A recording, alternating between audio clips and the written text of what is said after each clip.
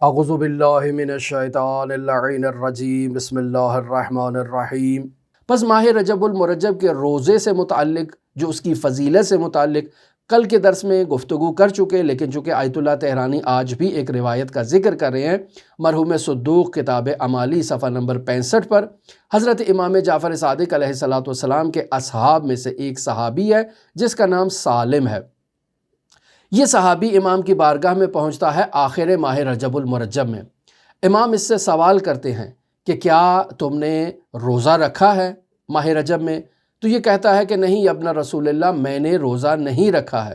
تو امام در واقع اسے بتاتے ہیں کہ تم نے کس قدر فضیلت کو جو ہے وہ محروم ہو چکے ہو، تم نے کھو دیا ہے۔ تو یہ امام علیہ السلام سے سوال کرتا ہے کہ مولا، میں ماہ رجب کا روزہ تو نہیں رکھ سکا ہوں، اب آپ مجھے بتائیے کہ میں کیا کروں کہ میں اس ماہ رجب کے باقی ایام جو بچ گئے ہیں ان ایام کو میں اس کی فضیلت کو درک کر سکوں اور حاصل کر سکوں۔ تو امام فرماتے ہیں کہ جو دن باقی بچے ہیں اس ماہ رجب المرجب سے، ان دنوں میں تم روزہ رکھو، تو یہ روزہ تمہیں قبر کی سختیوں سے، عالم برزخ اور عالم قبر میں تمہیں جو خوف ہے اس سے تمہیں امان عطا کرے گا، تمہارا مونس قرار پائے گا اس وحشت کے عالم میں۔ پس تم آخری ایام میں اگر رجب کے روزے کو درک کر لیتے ہو تو گویا کہ تم نے رجب کی فضیلت کو درک کر لیا ہے۔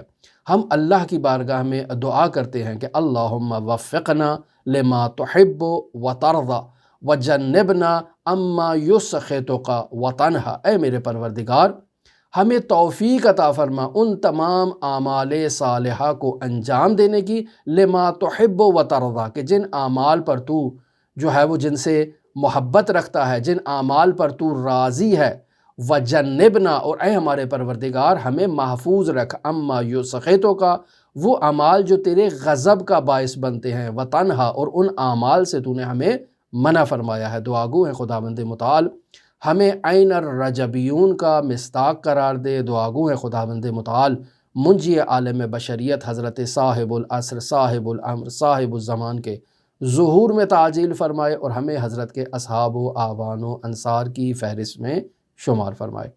اللہم صلی علی محمد و آل محمد وعجل فرج قائم آل محمد۔